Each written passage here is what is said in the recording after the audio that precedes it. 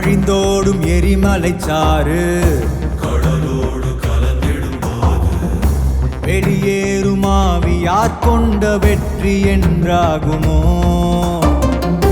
கருங்காட்டை கிழித்திடுமாறு மரவேர்கள் அறுத்திடும் போது தடையாகும் பாதை யார் கொண்ட தோல்வி என்றாகுமோ?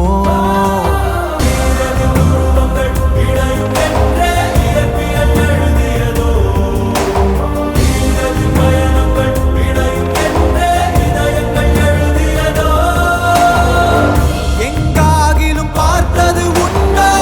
தீ நீருடன் சேர்ந்தது உண்டோ? யார் யாரினை விழுங்குவர் என்பதை சொல்வாருண்டோ? தரதம் தரதம் தரதம் தரதம் தரதம் தரதம்